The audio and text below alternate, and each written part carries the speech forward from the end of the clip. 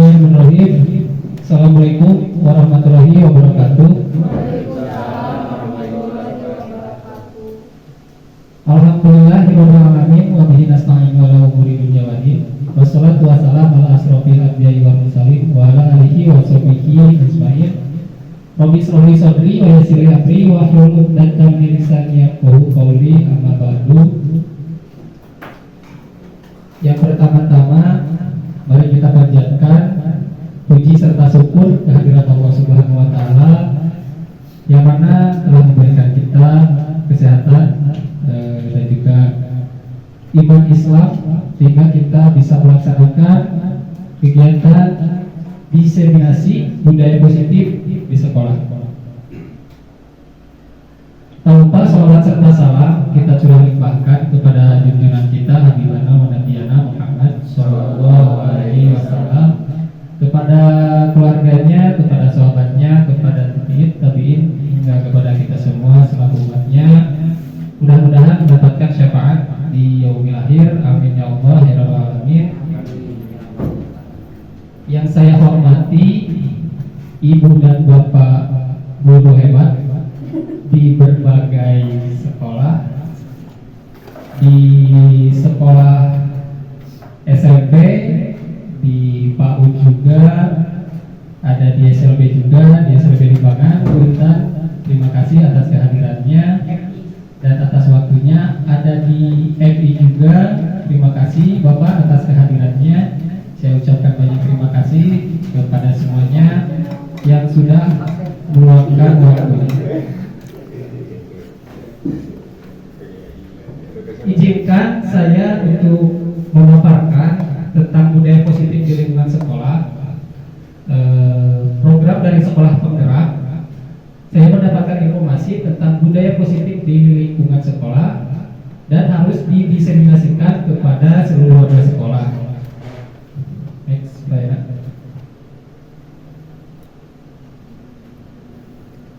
Nah, untuk kegiatan hari ini kita akan membahas yang pertama perubahan paradigma, yang kedua disiplin positif, yang ketiga motivasi perilaku manusia, yang keempat kebutuhan dasar manusia, dan yang kelima posisi kontrol, dan yang terakhir segitiga restitusi. Sebelum kita mulai, supaya lebih fokus, kita ice breaking terlebih dahulu. Mungkin ada di teman-teman kita yang mau memimpin ice breaking. Ibu Lela mungkin mau memimpin ice breaking supaya kita bisa fokus untuk bisa mendapatkan informasi dari pemaparan budaya positif ini. Tidak ada? Bapak Rahayu, mungkin Pak Andri, Pak Umar? Silakan. Siap. Fokus ya, fokus semuanya. Fokus ya. Kita main tebak-tebakan. Clue-nya adalah fokus. Clue-nya adalah fokus. Siap? Sudah fokus? Clue-nya adalah fokus. Ya, harus fokus. Semuanya harus fokus. Semuanya harus fokus.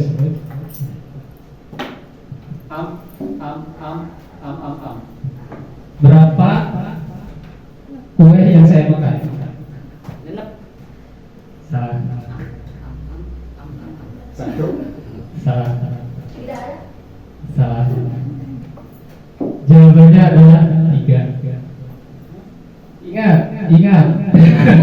Cluenya fokus. Cluenya fokus. Semuanya harus fokus. Ya, tidak boleh ada yang tidak fokus. Kalau fokus, pasti akan bisa menjawab. Ya, siap untuk fokus? Oke.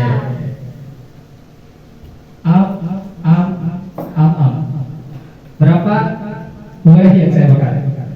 5. Salah. Benar. 4.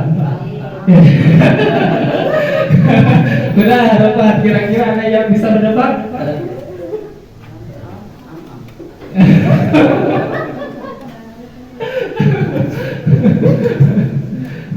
Agak sulit mungkin ya. yang lebih gampang mungkin ya.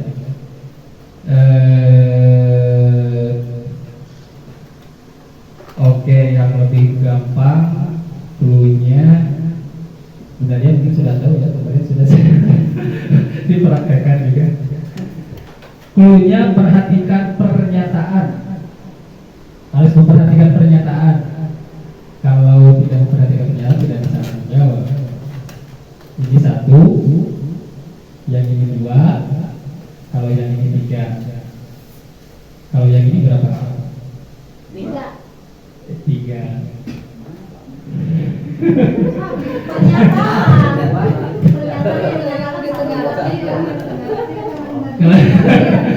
Satu kali lagi. Ini 1, yang ini 2, kalau yang ini 3. Ini bukan ini 1. Benar. Ya udah sama. Tadi dia Clue-nya adalah memperhatikan pernyataan. Jangan memperhatikan pernyataan. Clue-nya. Ini 1, yang ini 2. Ya, kalau yang ini 3. Kalau ini 2. 2. Ini 1, yang ini 2. Paham? Sudah connect? Kalau udah connect, sekali lagi ya. Ini 1, kalau yang ini 2. Ini 1, yang ini 2, kalau yang ini 3. Kalau yang ini 3. 3. Tadi enak mah. Clue-nya memperhatikan pernyataan. Sudah para fokus mungkin ya. Oke, siap. Terima kasih. Oke, terima kasih semuanya. Baik, sepertinya sudah pada fokus. Kita masuk ke paradigma perubahan. Di sini ada kegiatan cobalah buka. Bisa berpasang-pasangan. Kalau laki-laki bersama laki-laki yang lebih baiknya. Kalau perempuan dengan perempuan. Kalau suami istri mungkin bisa.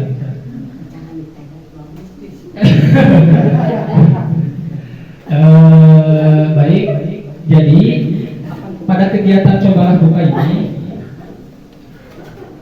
antara satu dan rekannya mengepalkan tangan. Bayangkan bahwa di dalam kepala kita itu adalah sesuatu yang paling berharga. Di dalam kepala tangan kita itu adalah hal yang sangat berharga bagi kita semua.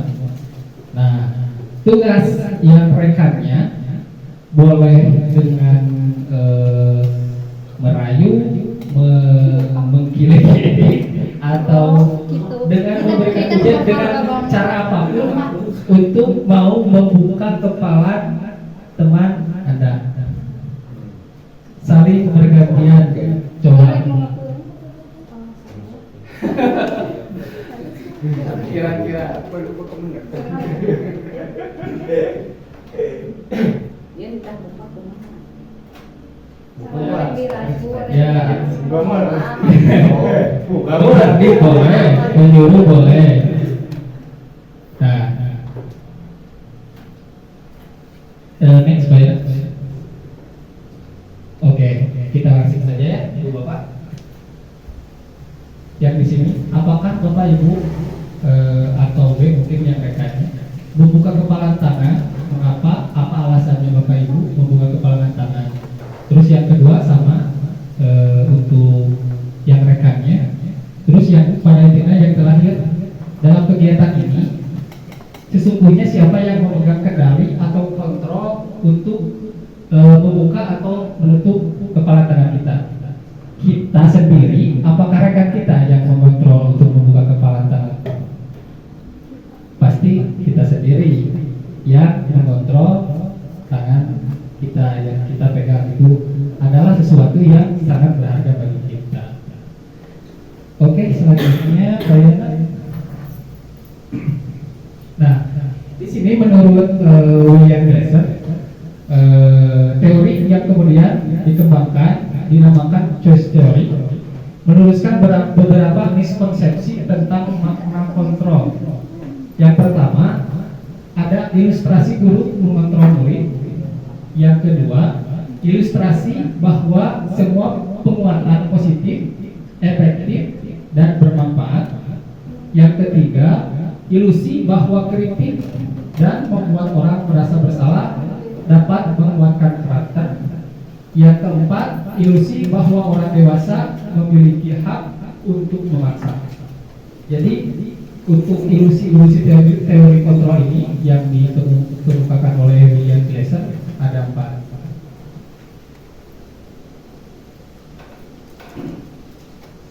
Next slide. Nah, pernah kita mendengar stimulus respon sebelumnya. Nah, dulu kita mengandalkan teori untuk perubahan perilaku dengan stimulus respon. Di sini kita akan mengetahui tentang apa itu teori kontrol. Di dalam teori stimulus respon, realitas kebutuhan kita itu sama. Tapi kalau di dalam teori kontrol, realitas kebutuhan kita itu berbeda. Jadi, semua orang melihat yang sama. Kalau dalam teori kontrol, setiap orang memiliki gambaran yang berbeda. Dan stimulus respon, kita mencoba mengubah orang agar berpandangan sama dengan kita.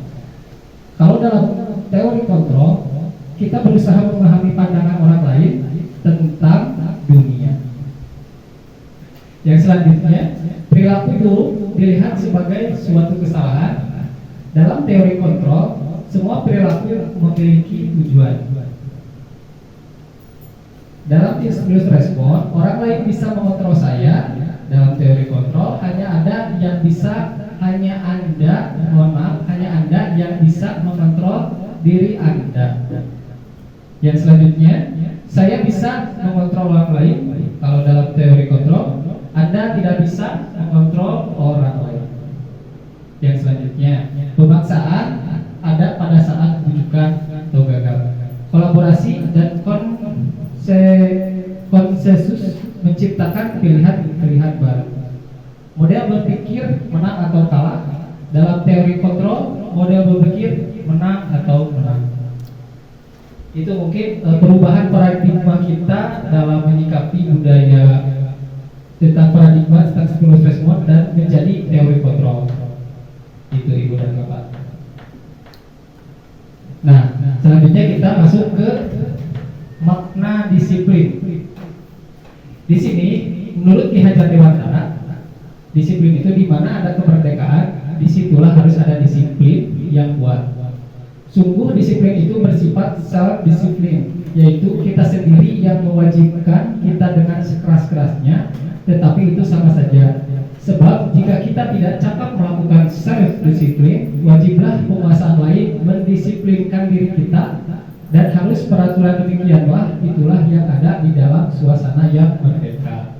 Jadi kalau diri kita tidak mampu mendisiplinkan orang lain, menurut Ki Hajar Dewantara itu orang lain juga dapat membantu untuk mendisiplinkan diri kita. Selaras dengan D.N.E. Gosen juga menyatakan bahwa disiplin berasal dari bahasa Latin disiplin yang artinya belajar.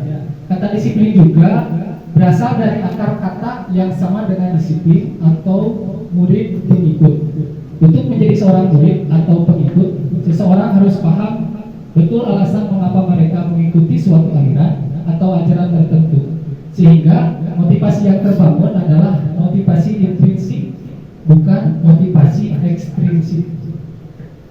Kira-kira Ibu dan Bapak mengikuti kegiatan ini ada motivasi ekstrinsiknya, motivasi intrinsik gitu. Ekstrinsik. Oke, baik. Nanti saya dipikirkan begini dulu ya.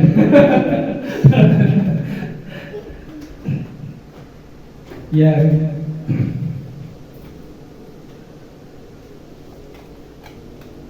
Nah, untuk menerapkan yang tadi disiplin, sekolah juga harus menerapkan nilai-nilai kebajikan sekolah.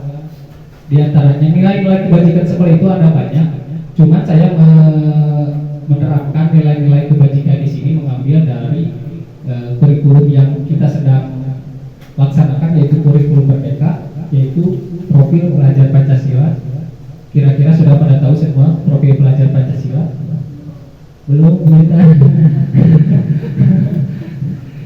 Yang pertama atau mungkin ada yang tahu profil pelajar Pancasila urutannya yang pertama? Dari sekolah penggerak, Winta. Yang pertama tetap biasanya itu tentang beriman dan bertakwa kepada Tuhan Yang Maha Esa dan berakhlak mulia. Jadi itu untuk nilai kebajikan yang pertama. Yang kedua, kebinekaan global. Yang ketiga, bergotong royong. Yang keempat, kreatif. Yang kelima, bernalar kritis. Dan yang terakhir, mandiri. Oke, selanjutnya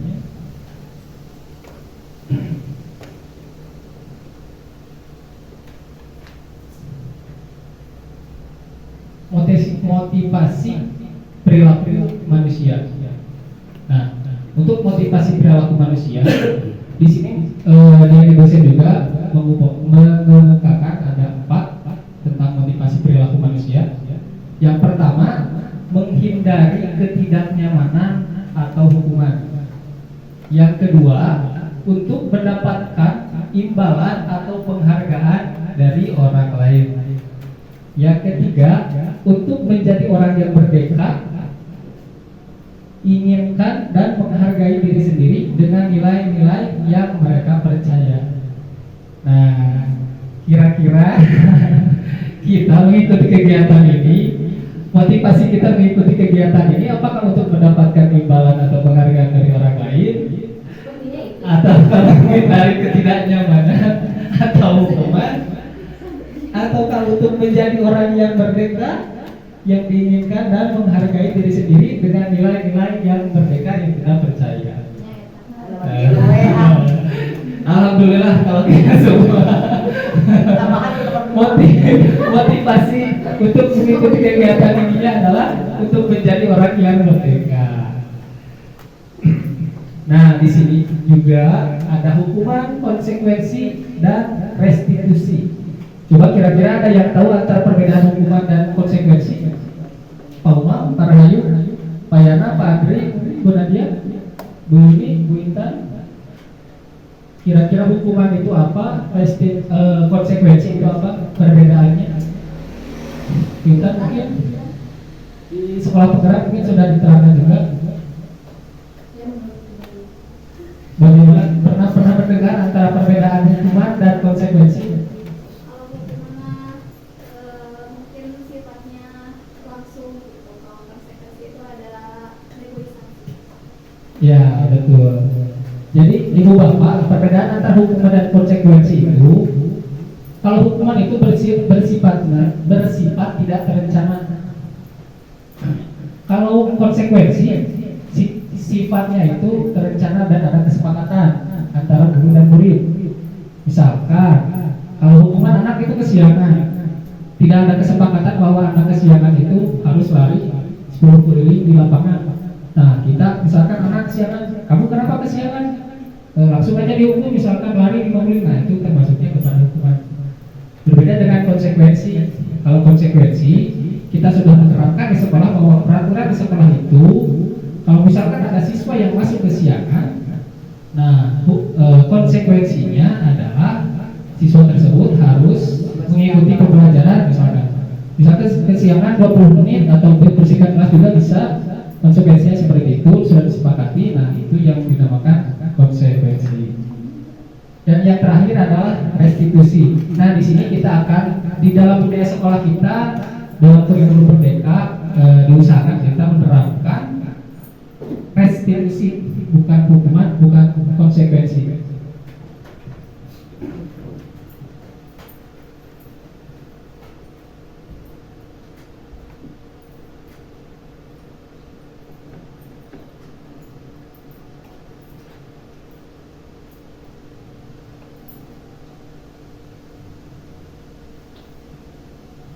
Nah, kalau restitusi adalah proses menciptakan kondisi bagi murid untuk memperbaiki kesalahan mereka sehingga mereka bisa kembali pada kelompok mereka dengan karakter yang lebih menurut dosen tahun 2024. Restitusi juga merupakan proses kolaboratif yang mengajarkan murid untuk mencari solusi untuk masalah mereka dan membantu murid berpikir tentang orang seperti apa yang mereka inginkan dan bagaimana mereka untuk memperlakukan orang lain.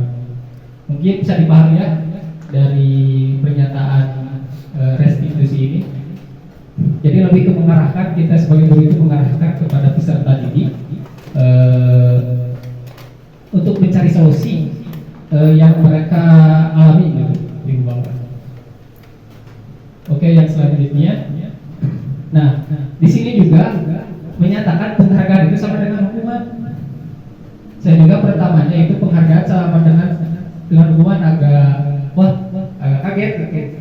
Terkadang kita kan di sekolah itu selalu menerapkan salah satu penguatan dalam teori stimulus respon adalah penguatannya dengan penghargaan.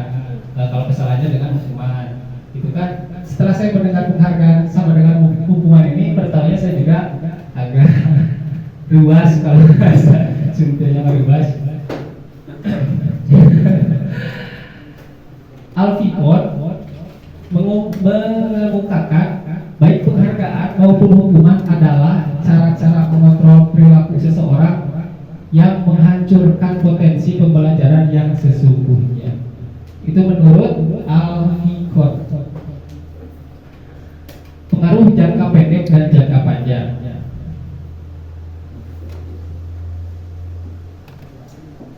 Nah, untuk pengaruh jangka pendek dan jangka panjang, di sini penghargaan efektif jika kita menginginkan seseorang melakukan sesuatu yang kita inginkan dalam jangka waktu yang pendek.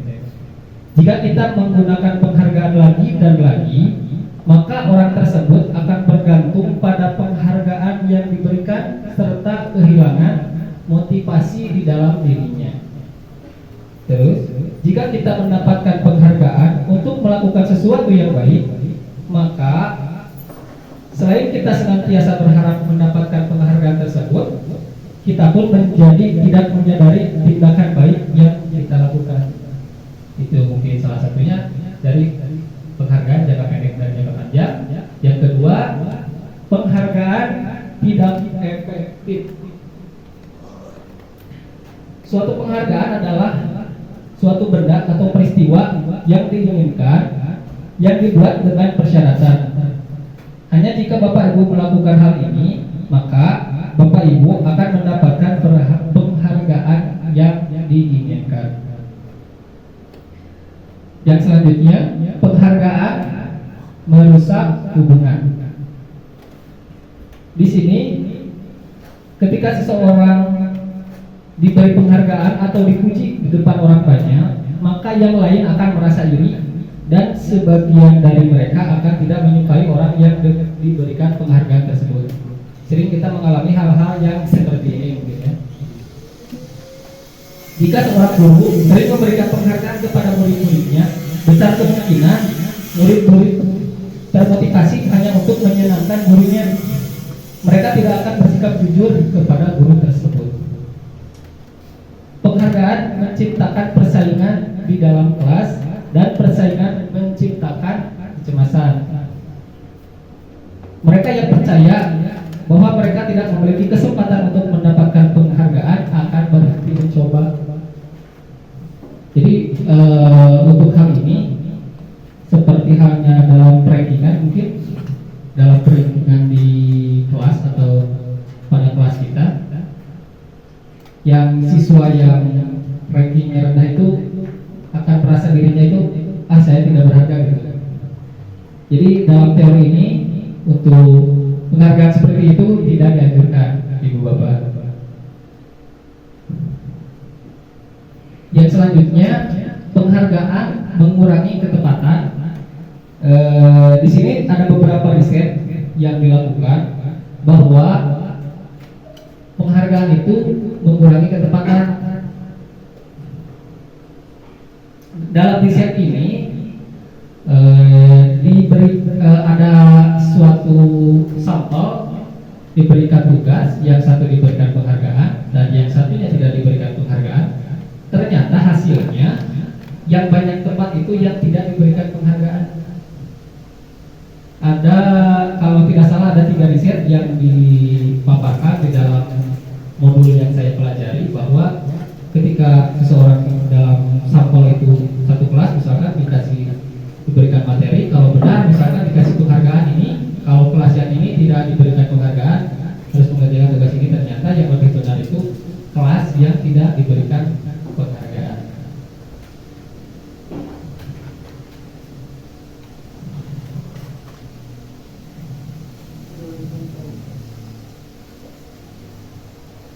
Penghargaan mematikan kreativitas. Di sini murid-murid diminta berpikir mengenai hadiah atau penghargaan yang bisa mereka dapatkan bila berhasil menulis sebuah puisi. Kreativitas kelompok murid-murid menjadi berkurang dibandingkan dengan orang yang diberitahukan tentang hadiah yang bisa mereka terima. Yang selanjutnya adalah penghargaan menghukum. Penghargaan menghukum, mereka yang tidak mendapatkan penghargaan, misalnya oh ini yang dalam sistem ranking itu maksudnya ke penghargaan menghukum. Penghargaan menghukum, mereka yang tidak mendapatkan penghargaan, misalnya dalam sistem ranking, mereka mendapatkan ranking kedua akan merasa paling dihukum.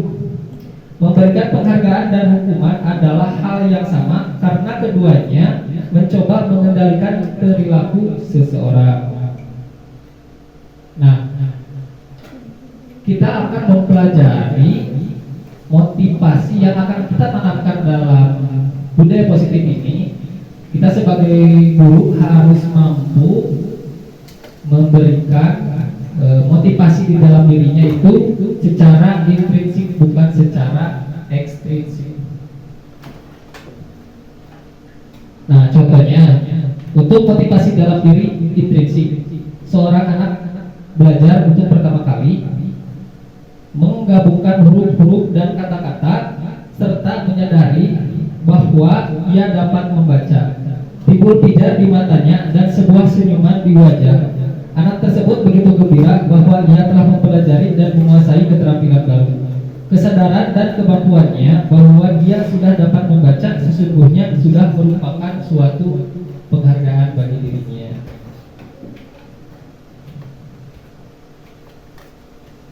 Oke, yang selanjutnya keyakinan kelas atau sekolah.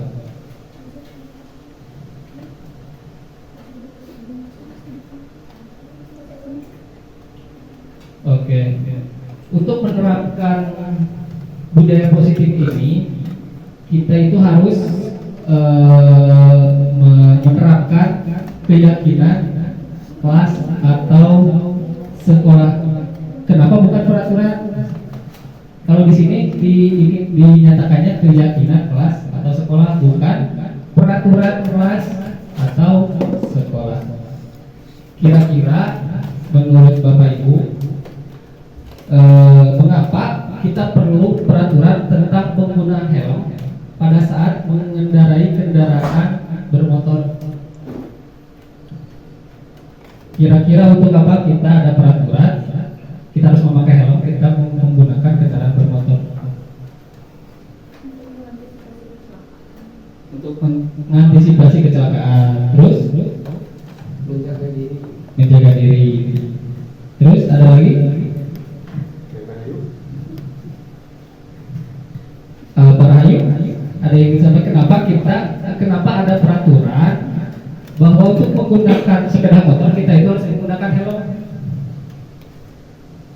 Tadi yang sudah sebagai sudah benar, yang tadi diungkapkan itu sudah benar. Jadi pada dasarnya peraturan itu dibuat untuk keselamatan bagi diri kita. Nah, yang dijelaskan dalam modul ini keyakinan kelas atau sekolah itu, contohnya seperti yang tadi, berarti keyakinan kelas atau sekolahnya itu tentang keselamatan bagaimana si anak tersebut. Jadi bukan mentaati peraturan, tapi mereka dapat menanamkan ke dalam dirinya bahwa menggunakan helm itu Jadi motivasi yang tertanam di dalam diri anak itu menjadi motivasi intrinsik, bukan motivasi ekstrinsik. Jadi menyadari diri sendiri. Menyadari diri sendiri.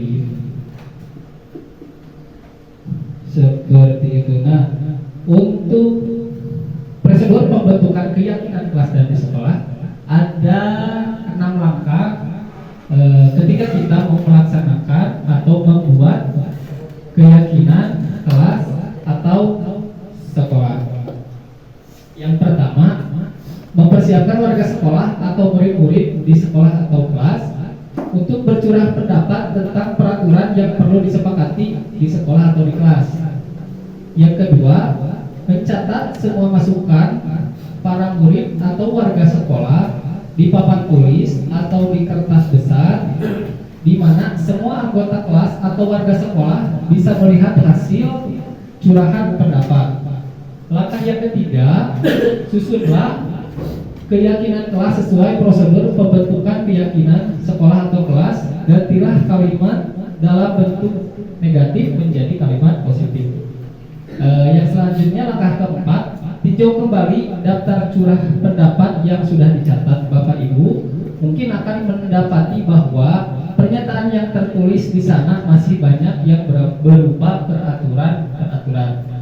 Yang langkah yang kelima, tinjau ulang keyakinan sekolah atau kelas secara bersama-sama. Seharusnya setelah beberapa peraturan telah disatukan menjadi beberapa keyakinan, maka jumlah butir pernyataan keyakinan akan berkurang. Setelah keyakinan sekolah atau kelas sesuai dibuat, maka semua warga sekolah dipersilahkan meninjau ulang dan menyetujuinya dengan menandatangani keyakinan sekolah tersebut, termasuk guru dan semua murid. Itu untuk langkah-langkah kita menerapkan atau membuat keyakinan di kelas atau di sekolah. Sedikit mungkin saya mencontohkan dalam keyakinan kita di sini. Kira-kira peraturan kita untuk presentasi, misalkan ada yang mau masukkan untuk peraturan kita dalam berpresentasi. Kira-kira Bu Gita, Pak Dika, seperti halnya Pak, boleh pada saat kegiatan ini kita sambil makan. Nah, itu ditulis misalkan. Semua siswa itu diberikan kebebasan untuk mengemukakan keinginannya dalam peraturan-peraturan di dalam kelas yang kita ajar. Pak, bolehkah saya tidur di dalam kelas? Tulis.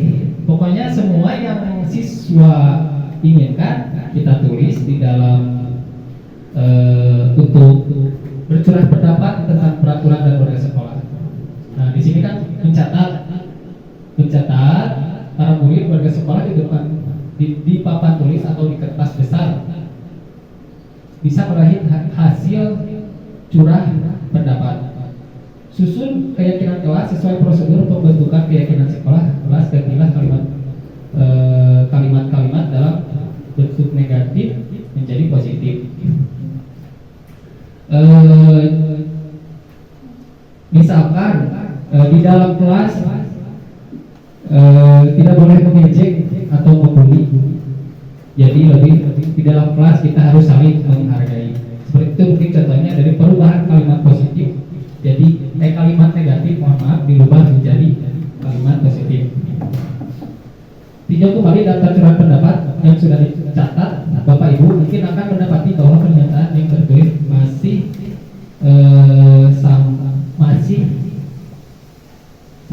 banyak yang berupa peraturan. Nah, di sini yang merupakan peraturan kita ubah menjadi keyakinan model yang tadi.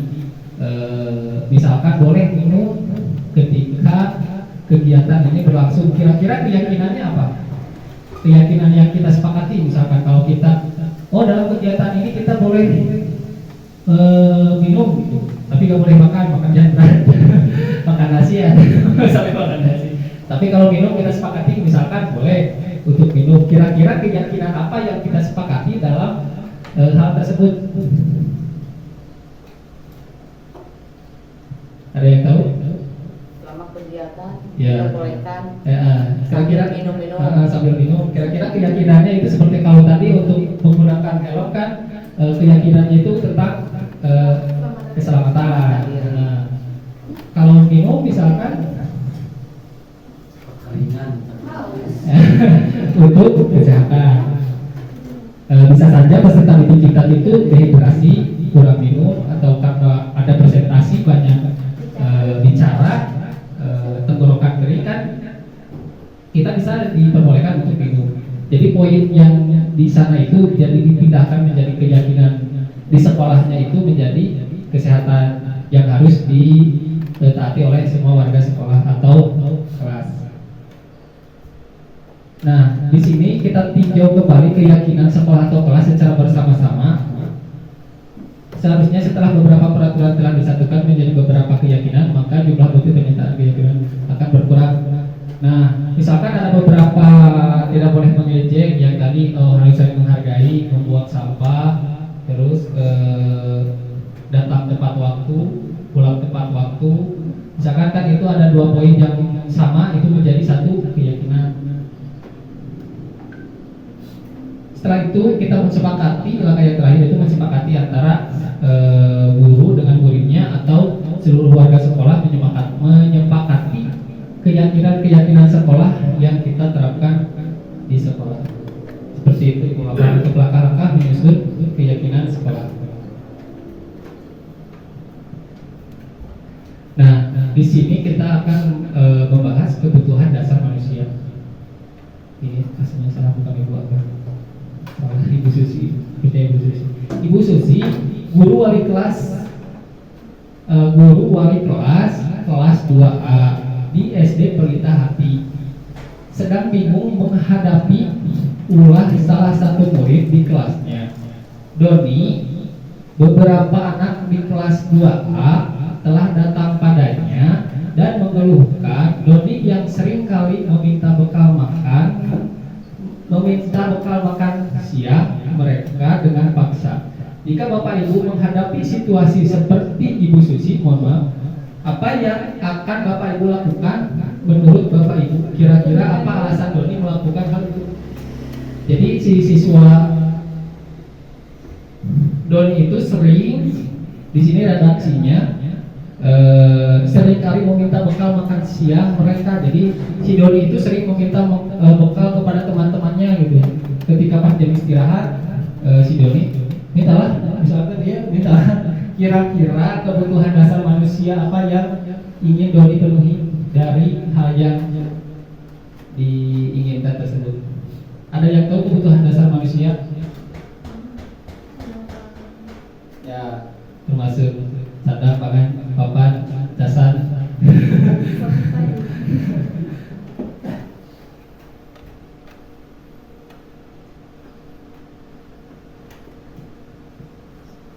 Jadi Ibu Bapak,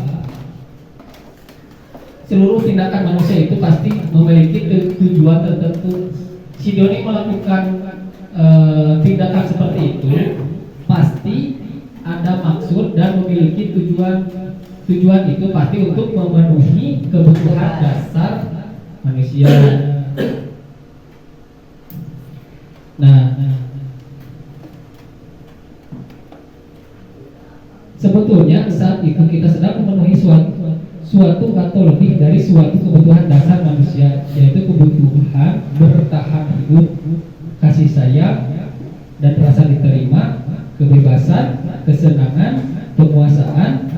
Ketika seseorang melakukan suatu perbuatan yang bertentangan dengan nilai-nilai kebajikan atau melanggar peraturan hal sebenarnya dikarenakan mereka gagal memenuhi kebutuhan dasar mereka.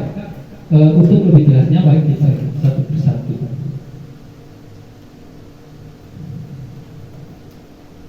Nah, di dalam kebutuhan dasar manusia itu terbagi menjadi 5. Yang pertama itu kebutuhan dasar bertahan hidup. Yang kedua penguasaan dan rasa kasih sayang dan rasa diterima, kebebasan, kesenangan dan penguasaan. Jadi dalam kasus tersebut Doni itu bisa saja tujuannya itu ada ingin memenuhi kebutuhan dasar yang ada pada 5 dalam ini.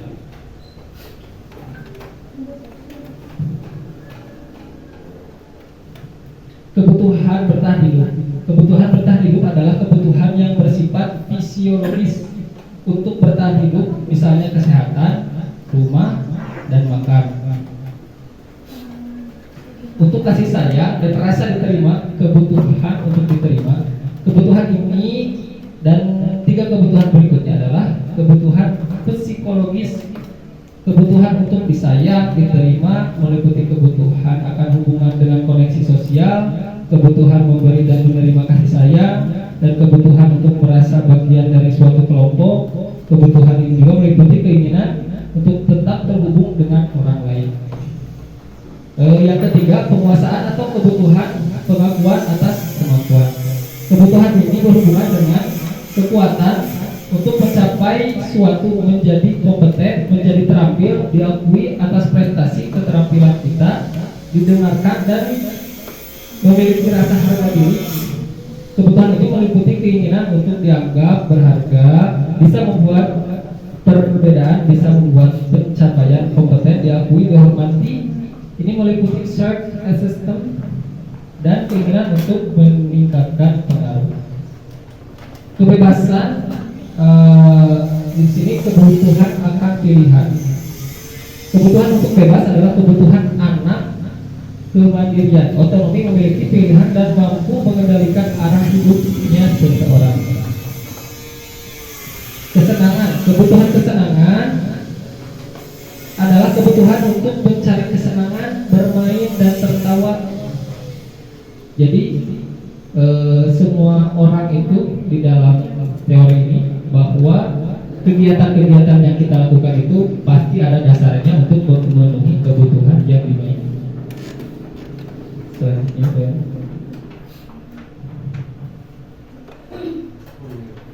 posisi teori kontrol. Kita sekarang memasuki posisi teori kontrol yang tadi dijabarkan. Posisi teori kontrol yang pertama itu adalah penghukum, yang kedua pembuat rasa bersalah, yang ketiga teman, yang keempat pemantau, yang kelima posisi kontrol manajer.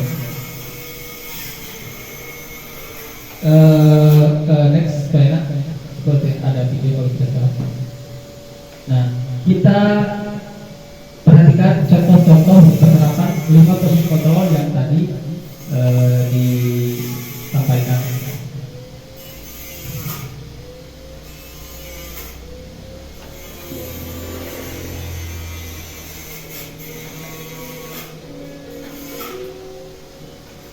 Salam bahagia Ibu dan Bapak Guru hebat. Dalam penerapan disiplin positif restitusi, salah satu program yang dikembangkan adalah 5 posisi kontrol. 5 posisi kontrol dalam restitusi adalah proses perjalanan seorang pendidik agar dapat mengenali dirinya. Pada video kali ini, kita akan membahas tentang 5 Mohon maaf, terdengar Ibu Bapak suaranya. Apakah kurang terdengar?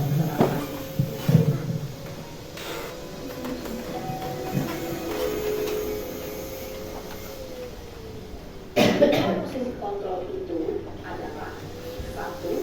Posisi penghukum, 2. Posisi pembuat rasa bersalah, 3. Posisi teman, 4. Posisi pemantau atau monitor, dan 5. Posisi manajer. Untuk lebih memahami 5 posisi tersebut, mari kita saksikan kasus Naren yang terlambat hadir 20 menit di sekolah dan melihat bagaimana posisi kontrol dalam menghadapi masalah tersebut.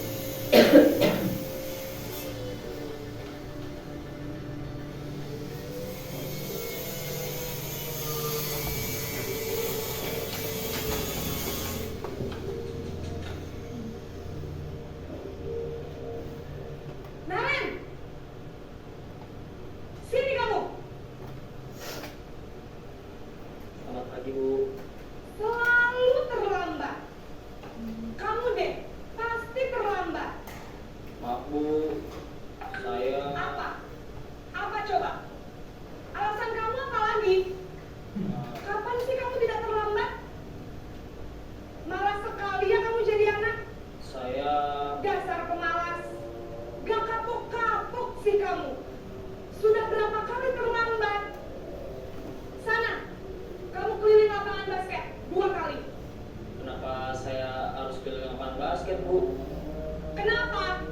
Kamu melawan ibu? Berani-beraninya jawab. Sudah terlambat, masih berani jawab pula.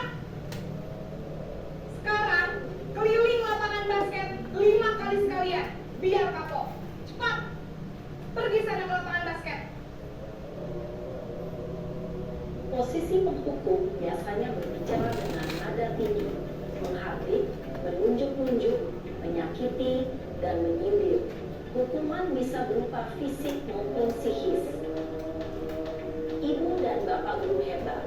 Dampak yang terjadi pada murid ketika guru berada pada posisi penghukum adalah murid cenderung akan memberontak, bahkan menyimpan dendam.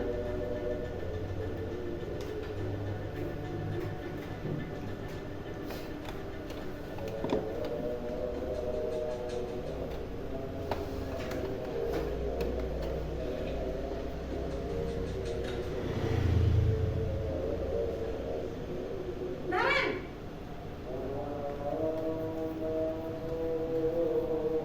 Selamat pagi, Bu. Naren. Kamu kenapa terlambat lagi, nak? Ya Tuhan, Naren. Kamu senang ya bikin ibu susah ya? Kalau kamu terlambat lagi, nanti ibu yang ditegur bapak kepala sekolah, nak. Disangka ibu tidak bisa membina kamu. Duh, gimana ini? Maaf, Bu. Duh, Gusti Naren. Kamu suka ya kalau ibu tegur bapak kepala sekolah? Terus, sekarang ibu harus tulis apa ini di buku absen? Ini kamu sudah sering terlambat loh. Ibu harus apa coba? Maaf, Bu. Maaf sekali. Ya sudah, lain kali jangan bikin ibu susah lagi ya nak ya. Ibu tidak akan kuat lagi kalau kamu begini terus. Bisa jantungan kalau ibu tegur bapak kepala sekolah. Sana cepat ke kelas. Maaf ya, Bu. Maaf sekali. Posisi pembuat rasa bersalah berbicara dengan nada tenang, cenderung lembut. Namun kata-kata yang diutarakan membuat murid merasa menjadi orang yang gagal, memandang buruk dirinya sendiri, merasa tidak berharga, dan tidak sanggup membahagiakan orang lain. Ketika guru mengambil posisi pembuat rasa bersalah, murid akan menganggap dirinya yang bersalah dan ia akan menyimpan emosi negatif tersebut di dalam dirinya.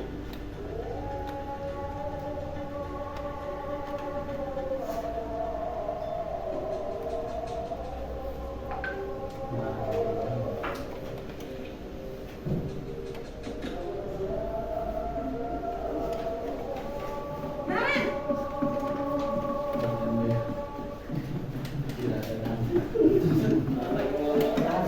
Wah, sudah jam berapa ini nak? Selamat pagi ya sayang. Ya, Bu. Habis ibu saya membangunkan saya, Bu.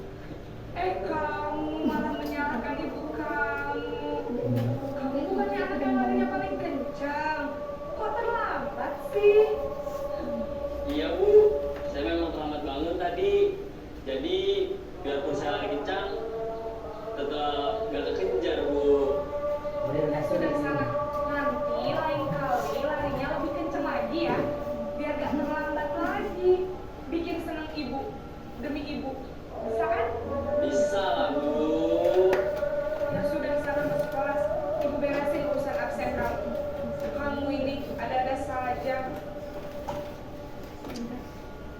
Dalam posisi teman, guru berbicara dengan nada suara ramah, akrab, cenderung bersenda gurau untuk menjaga suasana tetap santai. Murid akan merasa senang, aman, dan akrab dengan guru. Identitas yang tercipta adalah identitas sukses atau berhasil.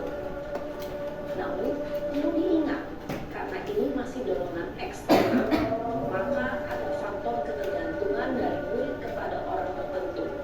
Di sini, guru absennya, sehingga di lain waktu, murid bisa berperilaku baik, namun hanya kepada orang-orang tertentu saja.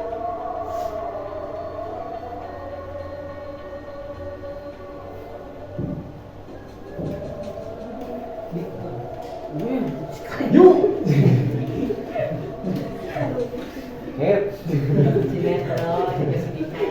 Ulang Eh. gitu teh.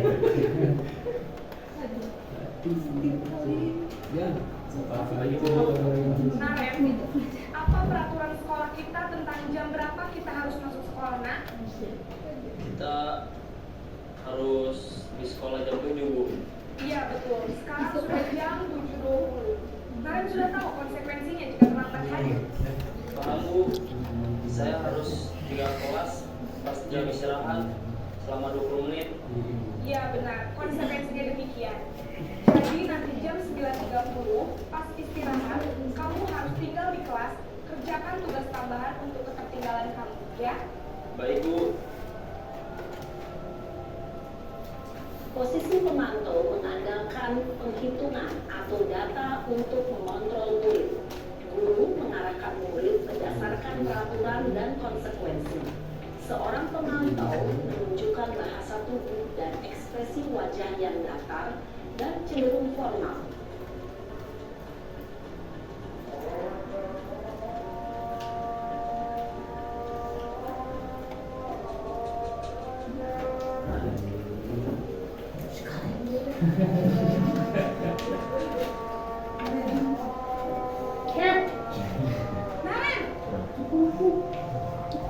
Naren, selamat pagi, Naren. Saya terlambat. Iya, sekolah masuknya jam 7, sekarang sudah jam 7.20. Jadi sekarang bagaimana ini, Naren? Maaf, Bu. Saya lupa setel alarm saya semalam. Baiklah, menurut kamu, keyakinan sekolah yang mana yang perlu kamu tingkatkan? Menghargai diri sendiri dan orang lain mungkin, ya, Bu. Setuju. Jadi, apakah Naren meyakini prinsip saling menghormati tersebut? Iya, Bu. Saya meyakininya. Apakah Naren bersedia memperbaiki masalah keterlambatan ini? Bersedia, Bu. Bagaimana kamu akan perbaiki masalah keterlambatan ini? Saya akan coba untuk tidak lupa menyetel alarm saya, Bu. Baik, kalau Naren lupa menyetel alarm di rumah, ada orang yang kira-kira bisa bantu mengingatkan tidak? Ada, Bu. Kakak saya, Kak Emma. Ada lagi selain Kak Emma? Selain Kak Emma, ada ibu saya. Baik, jadi yang mengingatkan Naren adalah Kak Emma dan ibu kamu, ya? Kira-kira akan mulai setel alarm kapan nih, Naren? Setelah pulang sekolah, akan segera saya lakukan. Baik, jadi Naren akan setel alarm untuk bangun besok pagi dan akan diingatkan oleh kakak dan ibunda Naren, ya. Ada lagi yang mungkin perlu dilakukan, Naren, agar tidak terlambat bangun lagi. Tidak ada, Bu. Baik, Naren, terima kasih untuk kerjasama kamu. Sekarang kamu perlu kembali. Baik. Baik, Bu. Terima kasih. Posisi manajer adalah posisi kontrol yang disarankan untuk membimbing murid memiliki sikap disiplin yang positif, yaitu murid yang mandiri, bertanggung jawab, dan dapat memecahkan masalah. Tujuan dari posisi ini adalah agar murid dapat berefleksi atas tindakannya. Guru akan dengan tulus memberikan pertanyaan-pertanyaan bermakna, sehingga membuat murid dapat belajar dari kesalahannya dan mencari sebuah solusi untuk menyelesaikannya. Ibu dan Bapak guru hebat, setelah mengamati adegan kelima posisi kontrol tadi, kira-kira posisi mana yang paling ideal? Posisi mana yang dapat menunjang motivasi intrinsik murid? Ya, tentu posisi manajer. Posisi ini memang posisi ideal yang ingin dituju setiap pendidik. Pada posisi inilah, guru dapat menerapkan disiplin positif yang berpihak pada murid, yang memerdekakan murid. Perjalanan seorang pendidik tentunya tidak mudah sampai pada posisi seorang manajer. Namun, tujuan kita pasti, yaitu menciptakan murid-murid yang mandiri, merdeka, dan bertanggung jawab. Semoga penggambaran 5 posisi kontrol yang telah diperlihatkan ini dapat menjadi ajang refleksi bagi kita semua, agar dapat terus mengasah dan menerapkan disiplin positif yang memerdekakan murid.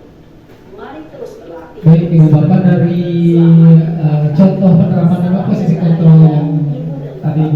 menonton, kira-kira ibu bapak melaksanakan posisi kontrol yang mana terhadap anak-anak? Apakah penghukum? Apakah pembuat rasa bersalah? Apakah posisi sebagai teman? Apakah posisi pemantau? Ataukah posisi kontrol manager?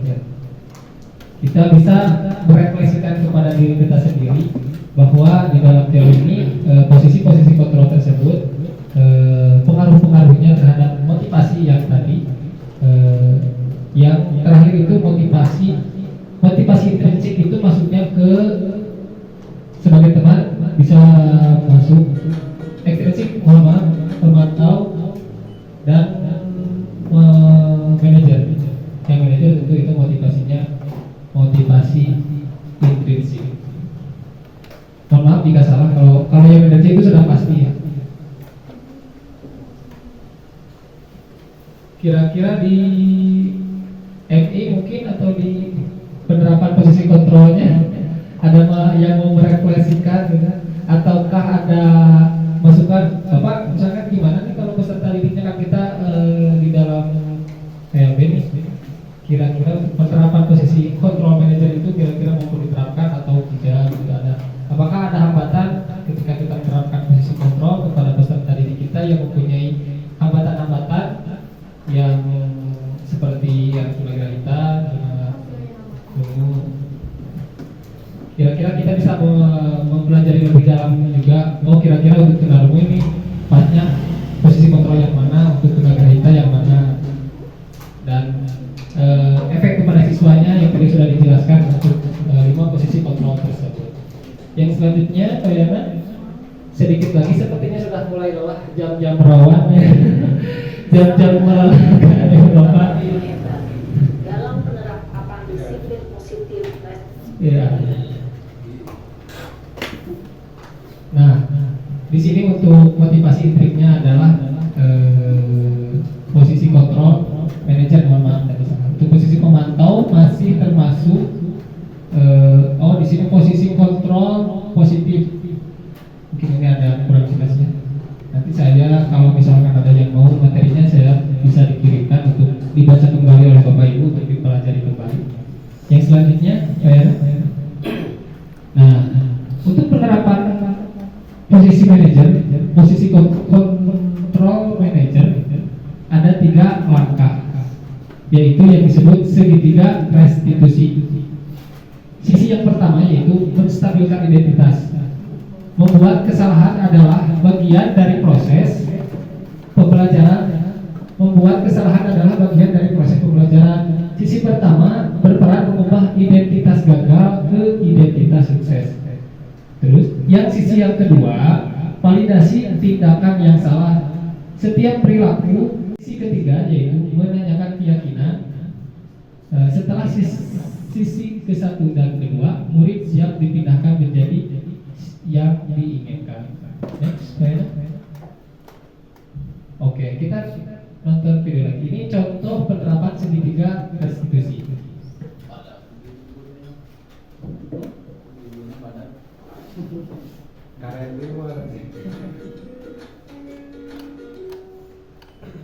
Salam dan bahagia Ibu dan Bapak Guru hebat. Pada video kali ini kita akan membahas tentang salah satu program disiplin positif yang diterapkan di lingkungan sekolah yang dikenal dengan nama restitusi.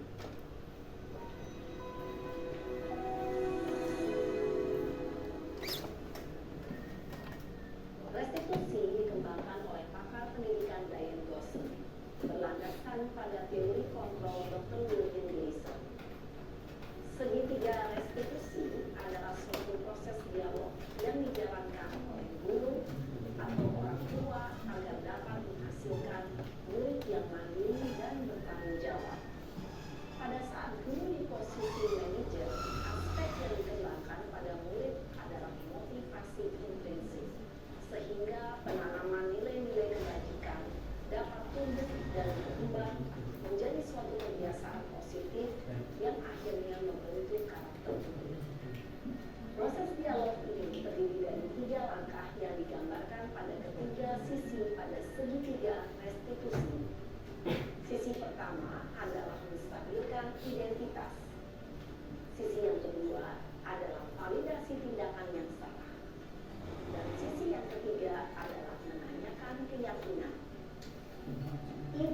Bapak Guru, berikut ini akan ditunjukkan bagaimana seorang guru berada dalam posisi manajer menggunakan penerapan segitiga restitusi.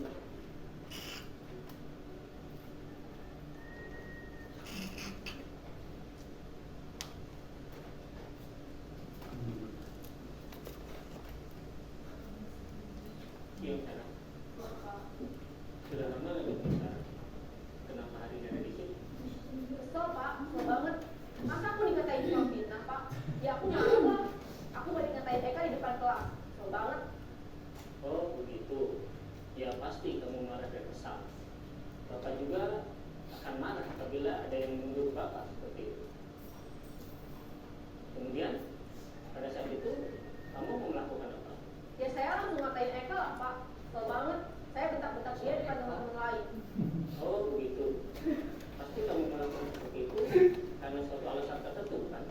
Iyalah, masa saya diam saja pak? Ya saya bela diri lah. Masa saya dituduh tukang fitnah? Ya wajar lah. Mempertahankan harga diri itu sesuatu yang penting buat kamu. Untung kamu tidak bertindak lebih gegabah lagi. Hanya membentak-bentak. Iya pak. Untung saya masih bersabar dan hanya membentak saja. Udah gemes padahal. Saya pasti bela diri lah. Ya pasti ya. Tapi kamu memilih untuk tetap bertahan dan bersabar. Kamu memilih untuk tidak berbuat lebih parah lagi, bukan? Iya. Nah, sekarang coba kita lihat lagi tindakan kamu yang bentak-bentak Eka di kelas. Tindakan kamu itu kira-kira sesuai dengan keyakinan kelas atau prinsip kamu tidak? Enggak lah pak. Capek pak jadi pemarah. Jadi keyakinan atau prinsip mana yang kurang sesuai dengan keinginan kamu? Ya saya sebenarnya sangat menghargai orang lain. Mungkin saat itu saya menjadi emosi. Jadi tidak menunjukkan sikap itu. Kamu meyakini tidak? Menghargai orang lain itu penting buat kamu. Yakinlah pak. Iya, setuju. Kita harus saling menghargai. Namun ada juga keyakinan yang kita sepakati yang perlu kita jalankan. Apabila kita sedang marah, bukan? Ya saya bisa lebih proaktif selain dengan diri sendiri. Saya bisa jadi lebih sabar, mengambil waktu dia untuk berpikir mau apa selanjutnya. Kira-kira kamu bersedia memperbaiki masalah ini tidak? Sedia pak. Kalau kamu memperbaiki masalah ini, kamu akan menjadi orang seperti apa? Saya akan menjadi orang yang bertanggung jawab kali ya pak. Dan senantiasa proaktif. Iya. Menurut kamu, bagaimana rasanya menjadi orang seperti itu? Ya nyaman lah.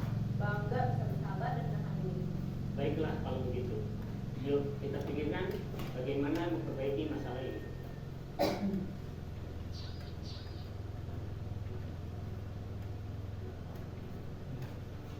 Ibu dan Bapak Guru hebat.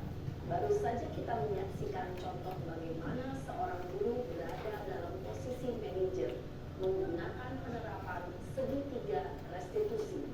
Mari kita bahas satu persatu. Pada sisi pertama, menstabilkan identitas berdasarkan pada prinsip bahwa membuat kesalahan adalah bagian dari proses pembelajaran. Sisi pertama dari segitiga ini berperan menggeser identitas murid dari identitas gagal ke identitas sukses. Murid yang sedang bertingkah laku yang tidak pantas atau menarik diri saat itu sedang mengalami identitas gagal. Bila kita mengkritiknya, maka posisinya tidak akan berubah. Kita bisa mengajukan pernyataan-pernyataan ini. 1. Membuat kesalahan sesuatu yang wajar. 2. Manusia tidak ada yang sempurna. 3. Kita bisa memperbaiki masalah ini. 4. Saya tidak menanyakan kesalahannya. Saya lebih fokus bagaimana memperbaiki masalah ini. 5. Apakah saat ini kamu pernah menjadi orang yang baik untuk dirimu sendiri? Pada sisi kedua, validasi tindakan yang salah berlandaskan pada Baik, prinsip baik. setiap perilaku berupaya.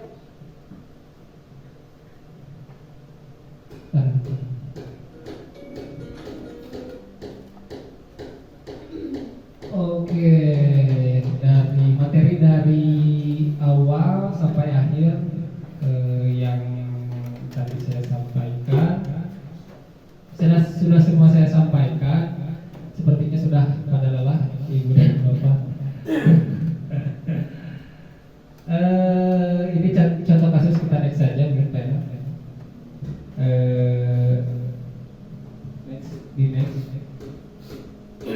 Next, oke, selesai.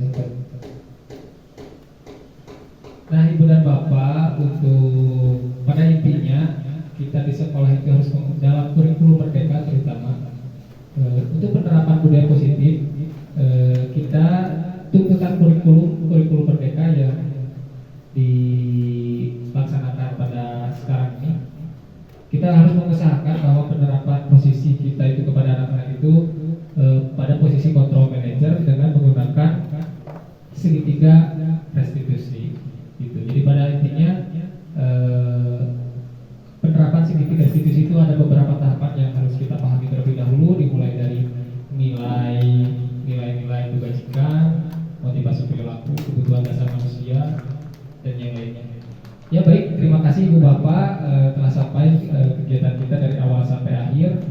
Saya sangat mengucapkan banyak terima kasih atas waktu Ibu dan Bapak yang telah meluangkan untuk mengikuti kegiatan diseminasi budaya positif. Saya mengapresiasi kepada seluruh peserta yang hadir. Demikian presentasi saya. Mohon maaf jika terdapat kesalahan dalam penyampaian ataupun ada salah kata yang kurang berkenan kepada Ibu dan Bapak. Saya tutup dengan doa Robbana atina fid dunya hasanah wa fil akhirati hasanah wa qina adzabannar. Billahi taufiq wal hidayah. Wassalamualaikum warahmatullahi wabarakatuh.